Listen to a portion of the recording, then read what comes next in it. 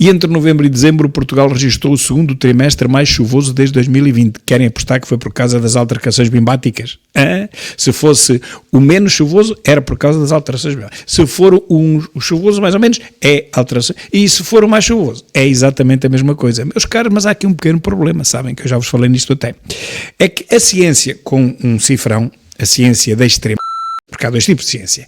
Há a ciência verdadeira, que é estudada pelos cientistas que não têm partido. São cientistas, estudam a ciência. Fazem investigação fora dos partidos e fora dos doidismos, de direita ou de esquerda ou de centro ou do rei que os parta.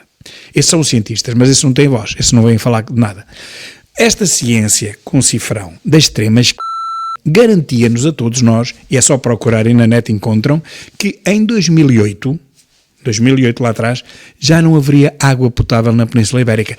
Pesquisem, meus caros, pesquisem que vão encontrar, eles ainda não apagaram tudo. Há uma coisa chamada net flood, que é a inundação de outras coisas diferentes para ocultar o que já lá está. Mas a gente encontra, pode não ser na primeira página, nas 20 primeiras notícias, mas é nas 40 ou nas 60, é só andar mais para a frente.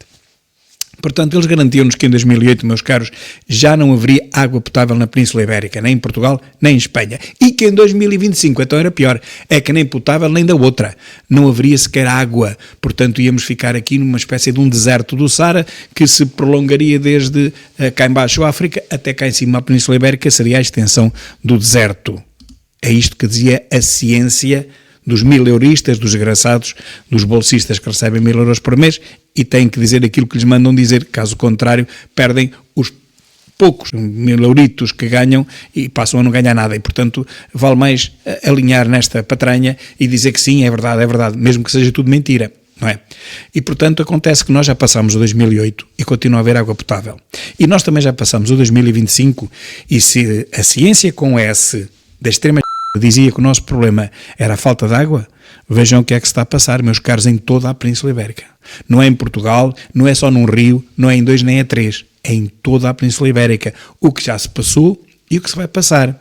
E se a água falta no verão, meus caros, é apenas por um motivo. É porque as barragens, as dezenas, centenas de barragens que existem em Portugal e em Espanha, estão completamente assoreadas. E, portanto, metade ou mais de metade é areia. E, portanto, a capacidade que deviam ter não tem nem metade. Ou seja, só levam metade da água que deviam levar. Quando elas foram construídas, levavam o dobro, ou mais do dobro. Há quem garanta que neste momento a maior parte das barragens portuguesas construídas há 60 anos, 40 anos, 50 anos, só têm 1/3, só levam 1/3 da capacidade, porque 2/3 é inertes, areias que ficam presas no paredão. Vêm a descer o rio e chegam ali e parou, não tem mais para onde ir. E por isso não chegam à foz, e por isso há marés vivas, e por isso as praias são destruídas. Tudo tem uma explicação, e aí sim, o homem tem uma participação forte ao parar ou travar os inertes que vêm desde da nascente até à foz, que há 20 milhões de anos que o rio trazia esses inertes e agora nos últimos 40, 60 não traz, porque ficam nas barragens, ok? Portanto, zero. Aí é que realmente se explica porque é que as marés vivas do inverno dão cabo das praias todas, porque não tem nada que assegure. Não tem nada que assegure. Tiveram durante milhões de anos, agora não têm. Isso é culpa do homem, mas disso ninguém fala. E, portanto, se achavam que não havia água e o nosso problema era morrermos à sede e com o calor, uma coisa doida, ora, pois vejam o que está a passar. Nós temos água a mais, não temos como libertar tanta água nas barragens que estão cheinhas até cima e há até, inclusive em Portugal, neste preciso momento, o receio de uma delas poder colapsar. Portanto, meus caros, é exatamente ao contrário do que estes bandidos, porque eu tenho que os chamar bandidos, porque eles sabem que estão a mentir ao povo. O povo é que não tem, enfim, conhecimentos para os chamar de nomes, como eu tenho, e os chamo de nomes. Essa bandidagem, que sabe que está a mentir ao povo, mas não interessa. O que interessa a eles é levar dinheiro para casa para as famílias deles. É pá, nada contra isso, mas não podem mentir ao povo, exatamente como o jornalista faz.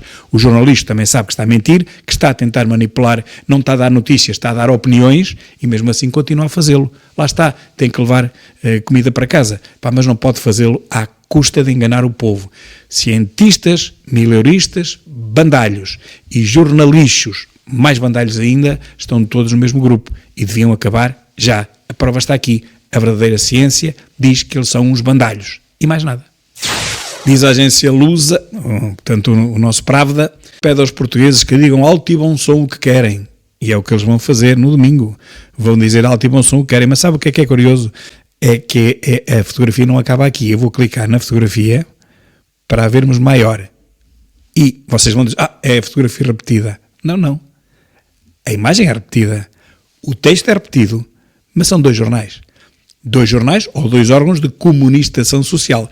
O primeiro aqui em cima é a agência Lusa, como podem ver, e o daqui de baixo é o Notícias ao Minuto. O texto é o mesmo, a fotografia é a mesma, é tudo igual.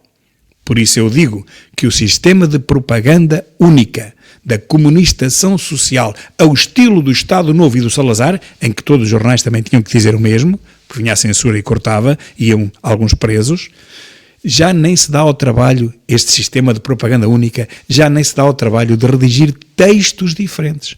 Há um texto só e todos partilham do mesmo texto, meus caros. Isto parece o comunismo. Isto é inacreditável, por isso eu chamo comunicação social. Social não vem do social com O, é social, vem de súcia. Vamos lá ver o que é que se quer dizer, faz favor. Portanto, vai o mesmo texto para todos e todos copiam e publicam rigorosamente o mesmo texto propagandeiro para elogiar quem vai salvar a comunicação social da falência imediata. Porque se ganhar, esta comunicação social tem poucos meses de vida, uma vez que não vai aprovar de certeza mais uma injeção dos nossos impostos para esta escumalha, que não tem outro nome, desta comunicação social. Nunca aprovará isso, mas coitadinho, está a dormir, vai aprovar tudo o que, enfim, as tais elites mandarem aprovar. E olhem este recado, os presidentes das câmaras só têm que dar resposta aos cidadãos. Não é só levá-los a votar, como fizeram em Leiria, e depois esquecerem-se deles, quando a senhora precisa de oxigênio e não há eletricidade. A propósito, está a haver uma manifestação, neste preciso momento, em Pombal, porque as pessoas não têm energia elétrica há 10 dias.